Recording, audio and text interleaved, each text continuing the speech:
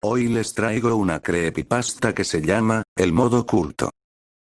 Esto es algo que me ocurrió hace casi 2 años, mientras jugaba en un servidor poco conocido de Minecraft, llamado Next Generations. Para mí, este server resultaba idóneo para desarrollar mis proyectos, los cuales se enfocaban en el uso de sistemas de Redstone y Minecraft técnico, desarrollados por mí y mi compañero llamado Fidlock 420. A este conjunto de sistemas, lo bautizamos como el condensador. No diré el protocolo exacto con el que funciona, pero puedo revelar para qué sirve. El condensador emplea un error que, durante unos pocos segundos, deja una puerta abierta a los códigos que rigen el juego. A esto, lo llamamos tunelamiento, es el puente que conecta el videojuego con los códigos que hacen que éste funcione. Aparte de poder usar el condensador para acceder a los códigos, con este método es posible modificarlos y guardarlos de forma tal, que el juego los identifique como propios y no se congele al instante. Debido a que el condensador permite hacer una infinidad de cosas, era muy peligroso que este cayera en las manos equivocadas. Es por eso, que recurrimos a servidores como este para llevar a cabo su construcción y para probarlo. Por si te lo preguntas, solo mi compañero y yo sabemos desarrollar estos sistemas y hacer que funcionen, y son aptos para el modo supervivencia, ya que no requieren objetos o permisos especiales del modo creativo o similares. El condensador selecciona un paquete de códigos específico, mediante uno de sus componentes al que llamamos radio, ya que funciona sintonizando frecuencias que no son más que el número del paquete de códigos que el condensador es capaz de captar. Hasta la fecha, solo hemos podido desarrollar un condensador lo bastante potente para sintonizar 999 frecuencias. Debo aclarar que realmente muy pocas frecuencias sirven para hacer cosas interesantes, ya que la mayoría son códigos que se encargan de realizar funciones fundamentales para el juego. Mi compañero y yo las probamos una a una, él empezó por la primera, mientras que yo por la última. Él iba aumentando las frecuencias para testearlas, mientras que yo las disminuía. En un punto, le tocó a él probar una frecuencia, la número 455. Como siempre, encendimos el condensador y activamos un depurador de código, que nos permitía traducir los códigos de forma tal, que pudiéramos entenderlos. Lo raro comenzaba ahí, recibíamos unas respuestas propias a las que nos daría, si probáramos la frecuencia del paquete de códigos de un mod, una criatura del juego, pero esta frecuencia, no nos indicaba forma alguna de localizarla en el interior del propio Minecraft. Era un código, indetectable de forma manual. Decidimos apuntar los códigos referentes a las interacciones del mob que aparecía, y tratar de localizar similitudes en alguna parte del juego. Y la encontramos. No solo una coincidencia, habían más de 10 coincidencias según recuerdo, que se encontraban dentro de los códigos de varios mobs, y del jugador. Estos códigos aparentemente no tenían ninguna función y no tenían conexión con el resto del archivo donde se encontraban. El descubrimiento nos dejó perplejos, no entendíamos nada, y aunque el condensador era capaz de hacer aparecer mobs a través de las frecuencias, este no era posible de spawnear. Prácticamente, le faltaba una gran cantidad de datos para que este funcionara. Sin embargo, y esto es lo que más nos llamó la atención, uno de sus datos mostraba que no solo podía generarse, sino que se genera automáticamente uno en cada mundo creado. Como es el caso del Ender Dragon, que de forma natural solo puedes encontrar uno. Además, la zona de aparición de este mod era variable e indeterminada, lo que quiere decir que se genera en zonas aleatorias del mundo. Pudimos averiguar que el mob en cuestión era bípedo, es decir, podía caminar a 2 patas, y que tenía la capacidad de interactuar con bloques, tal y como lo hacen los Endermans.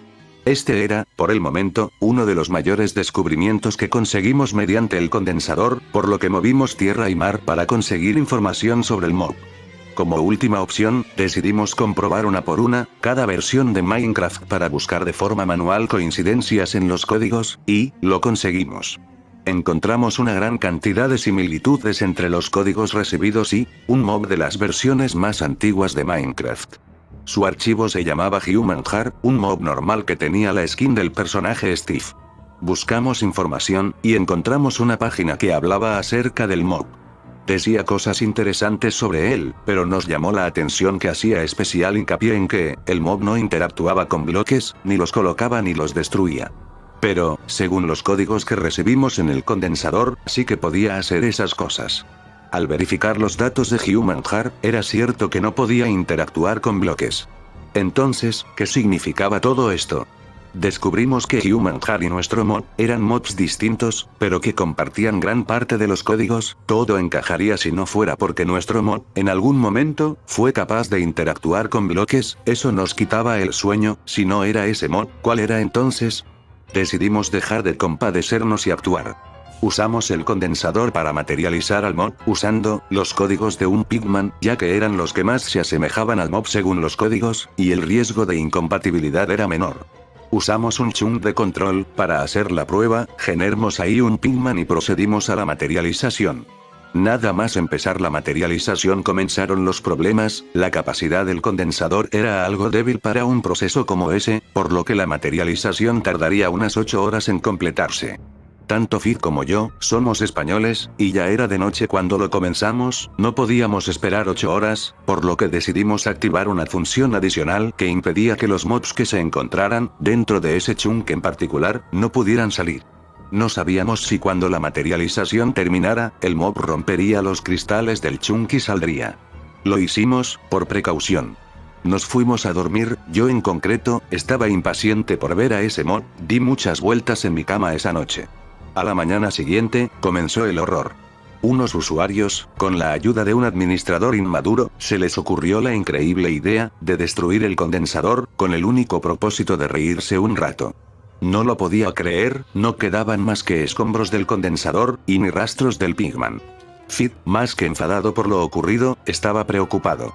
No sabíamos si el mod se había materializado ya, y de ser así, ¿qué cosas sería capaz de hacer? Le preguntamos a los perpetradores del ataque, y nos dijeron que no se habían fijado si en el chunk de los cristales había algo o no. Tan solo se habían dedicado a colocar TNT como si no hubiera un mañana. Además tampoco se acordaban de dónde empezaron a colocar la TNT. Nos intentamos aferrar a la posibilidad de que, a lo mejor, hubieran destruido el componente que se encargaba de la materialización antes que el componente que impedía al mob salir de ahí. No podíamos hacer nada al fin y al cabo, así que dejamos las cosas así. Los días pasaron, y, mientras intentábamos hacer otro condensador para continuar con las pruebas, alguien escribió en el chat que se había encontrado con un jugador súper extraño merodeando en una estructura muy rara. Todos creían que era un niño intentando llamar la atención, pero Fid y yo nos temíamos lo peor. Así que, le sugerimos al chico que le sacara fotos y que nos las pasara por el grupo de WhatsApp que el dueño del servidor había creado. Lo que nos pasó, nos heló la sangre. El jugador que pasó la foto, dijo que esa cosa, desapareció en un instante. La gente empezó a hacerse preguntas. No solo el nombre del supuesto jugador tenía más caracteres de los permitidos, sino, que además, la skin que tenía, era mostrada como si no tuviera texturas. Y sin mencionar que la estructura no tenía ningún sentido. Un chunk rodeado por otros, conectados a un panel de lámparas de redstone. Para este punto Fid y yo, le pedimos al dueño del servidor que nos dejara ayudar, ya que nosotros, éramos los únicos que podíamos ayudar con esto. A lo que en primera instancia, el dueño se negó, ya que no confiaba en nosotros. Era un tema muy delicado, así que no nos quedó otra, que pedirle al chico que encontró esa zona que nos llevara allí. Esperamos a que los administradores y el dueño del servidor, se fueran ya que estaban estudiando la estructura. Cuando se fueron, Fid y yo buscamos pistas de qué podría ser. Con un condensador a mano, podríamos haber rastreado a la criatura, pero construir otro condensador, nos llevaría cerca de un mes de trabajo, así que lo poco que pudimos hacer, fue tratar de entender la estructura de esa entidad. No dispongo de fotos o videos de aquello. Las únicas pruebas que poseo, son de otras personas del servidor que me las han pasado recientemente, pero puedo decir que todo ese chunk central tenía varios temporizadores, relojes y sistemas de redstone, que no tenían aparente función. Fidlog 420 y yo estábamos consternados. No entendíamos absolutamente nada. Ya sabíamos que el mob era materializable, pero no que pudiera construir estructuras tan complejas, ni hacer desaparecer chunks enteros por su propia cuenta. Tras las repetidas negativas del dueño a aceptar nuestra ayuda y prestarnos datos de la consola, le pedimos a todo el servidor que si alguien veía algo raro, que nos lo comunicase de inmediato. Aparentemente, no ocurrió nada hasta varios días después, cuando esta vez fue el dueño del servidor quien vino a nosotros. Nos pidió ayuda ya que el servidor estaba colapsando debido a que unos chunks estaban empezando a dejar de ser reconocibles para el servidor. La cantidad de errores iba aumentando por lo que el dueño se estaba poniendo cada vez más nervioso. Incluso nos pasó una serie de fotos, donde efectivamente, el servidor estaba colapsando debido a un error en varios chunks. Fidi y yo, interpretamos esos errores, como interacciones entre la entidad que generamos, y el servidor que, al no poseer los códigos correctos de interacción entre bloques, no hacía otra cosa más que modificar el ID data de los bloques, para construir o destruir, y los ID data, que lograba modificar estaban corruptos, por lo que el servidor dejaba de reconocer los chunks. Por eso daban error al tratar de guardarse. Le explicamos la situación al dueño, y tras haberlo entendido más o menos, nos dio acceso total a la consola y los datos del servidor. Esto nos iba a ayudar muchísimo para localizar y contener a la entidad. Nada más entrar a los datos del servidor, busqué el código de la entidad y hubo una coincidencia más que sólida. Esto, lejos de darnos una respuesta, nos dio aún más preguntas. El servidor había reconocido a la entidad no como un mod, sino como a un jugador, y le asignó un player data, además su archivo pesaba mucho más que la de un jugador o un mob cualquiera, y los chunks que modificaba, tenían un peso muy superior a lo que deberían pesar normalmente. Lo normal, es que aunque el chunk esté muy modificado, no debería pesar más de 3 kilobytes, y sin embargo, los chunks que la entidad modificaba multiplicaban por mucho ese número. Esto podría explicarse debido a que los ID data de los bloques modificados debían ser muy pesados, pero no pudimos confirmar esto. El dueño del servidor, viendo que la cosa iba cada vez peor, aceptó copiar al servidor un viejo modelo de condensador que tenía guardado, para tratar de localizar a la entidad y contenerla de nuevo. Al pegarlo y habilitar el condensador para su uso, Fidlock 420 y yo nos dispusimos a introducir el código de la entidad y ejecutar una orden de rastreo. El condensador recibiría la señal de X y Z con el que puedes identificar un chunk. Una vez lo tuviéramos ya sabríamos dónde ejecutar la función de contención. Para lo que pasó a continuación ni yo ni Fidlock tenemos explicación. Una vez conseguimos la localización de la entidad, el condensador empezó a corromperse. Chunk por chunk los bloques del condensador se estaban tornando del mismo tipo de bloque con el que la entidad construía, los mismos, de aquella estructura que encontraron.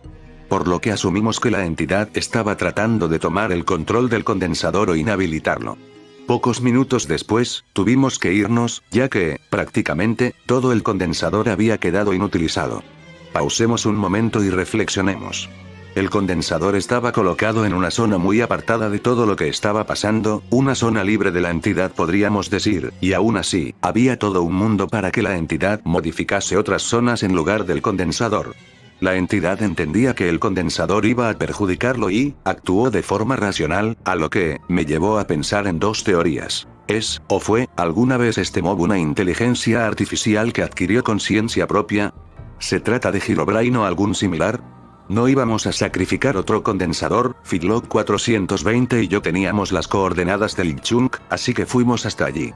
Nuevamente no dispongo de las fotos que tomé de aquello, pero puedo deciros que eran un montón de sistemas de redstone, que no lograba entender, construidos sobre unas estructuras de ese bloque extraño. Poco tiempo después, mi compañero se bugueó, no podía moverse, y de repente, su juego se congeló, sin embargo seguía apareciendo como conectado. De la nada, el servidor entero se vino abajo. Al reiniciarse, esto era lo que se encontró mi amigo, los plugins del servidor se volvían locos cuando él entraba. Los plugins de rangos y permisos le proporcionaban rangos aleatorios.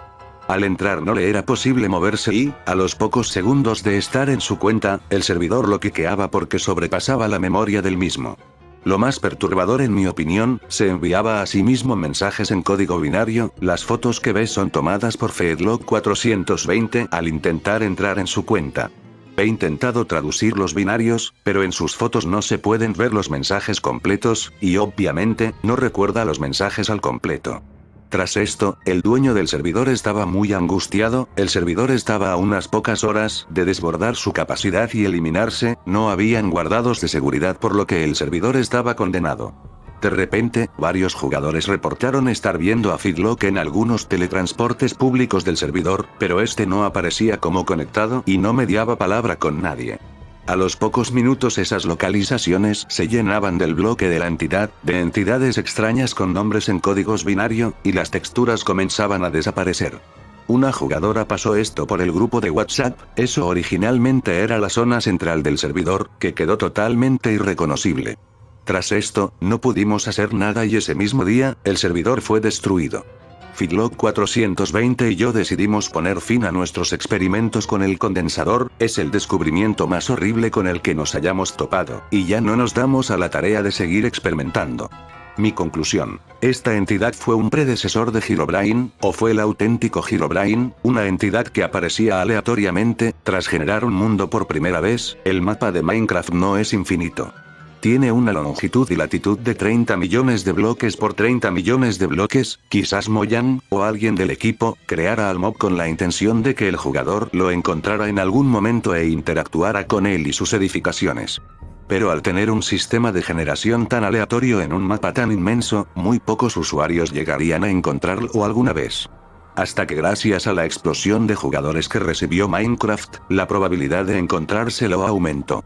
Algunos usuarios lo habrían encontrado y lo habrían malinterpretado diciendo que era un fantasma o que era malvado y Mojang decidió decir que era una broma y que lo habían eliminado para cubrirse las espaldas, pero lo habrían eliminado mal y los códigos de la entidad se habrían filtrado a otros mobs para sobrevivir. Sea lo que sea, no volveré a generarlo jamás.